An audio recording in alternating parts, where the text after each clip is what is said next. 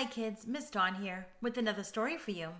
Today we are going to read Alice in Wonderland as retold by George Bridge. This is the story of a little girl named Alice who lived not too long ago in a place not too far from here.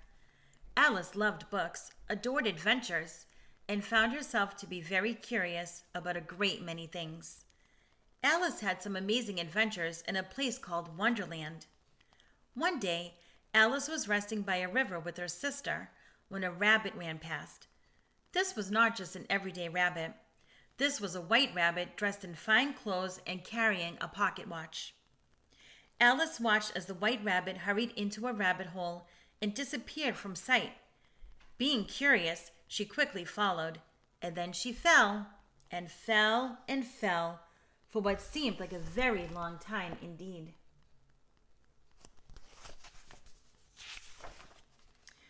Alice eventually landed in a room with many locked doors. These were the doors to Wonderland. Behind one very small locked door, Alice could see a lovely garden, but she was too big to fit through the door.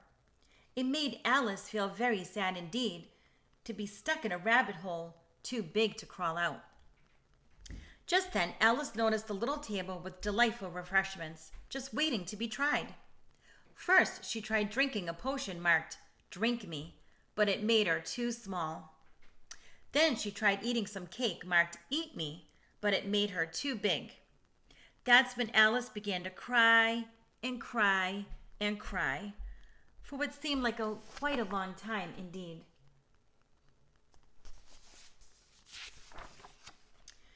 Alice cried for so long that soon her big tears became a pool, and the pool became a sea, and so Alice started to swim.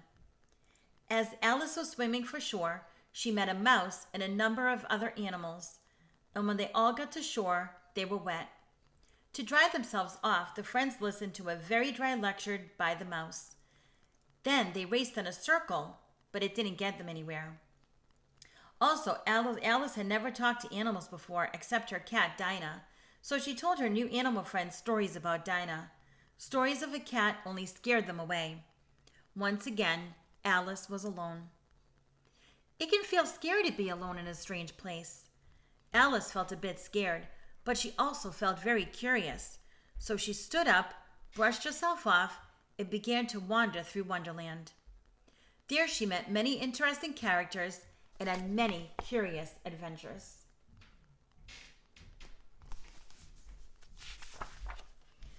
Alice saw the white rabbit again, who treated her like a servant. He demanded Alice find his mislaid fan and gloves, so she made her way to his house to find them, thinking all the while how odd it was to take orders from a rabbit. Next, on her adventure, Alice met a caterpillar resting on top of a mushroom. "Who are you?" the caterpillar asked her. While Alice tried to explain who she was, the caterpillar argued with her, which made Alice feel a bit cross.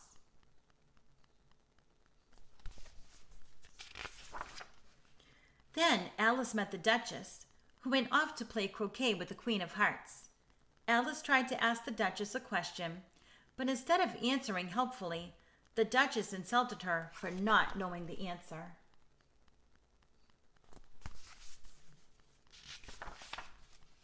Alice kept walking until she met a grinning Cheshire cat who explained to Alice that everyone in Wonderland was mad, including her. Now, just so you know, in this story, mad means crazy, not angry. Following directions from the Cheshire cat, Alice found her way to the March Hare's house, where she joined a most peculiar tea party.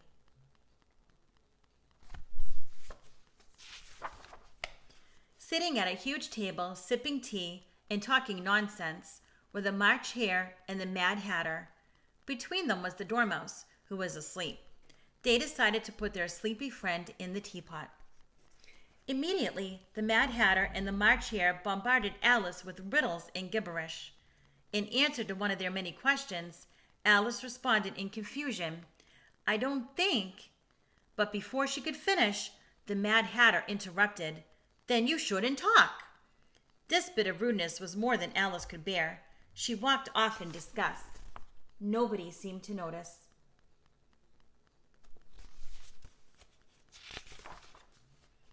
Alice eventually found her way to a garden ruled by the Queen of Hearts and filled with curious characters. Together they all played croquet. "Off with his head!" shouted the Queen at just about everything and everyone she didn't like. This soon led to a trial, which led to a dispute between Alice and the Queen of Hearts. "Off with her head!" shouted the Queen at Alice, but Alice was unafraid.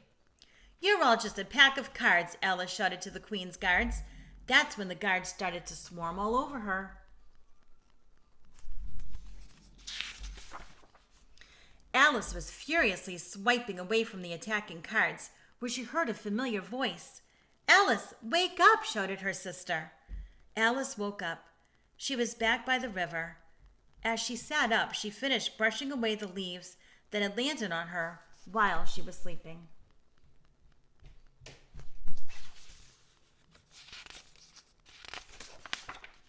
And she thought, that was a very strange sleep indeed. The end. So Alice had a dream that she went someplace, some other land where she met curious creatures and characters. Have you ever had a weird dream and you woke up thinking, wow, what just happened? Was I really there? Did that really happen? Well, that's it for today. Until next time, have a good day and a good night.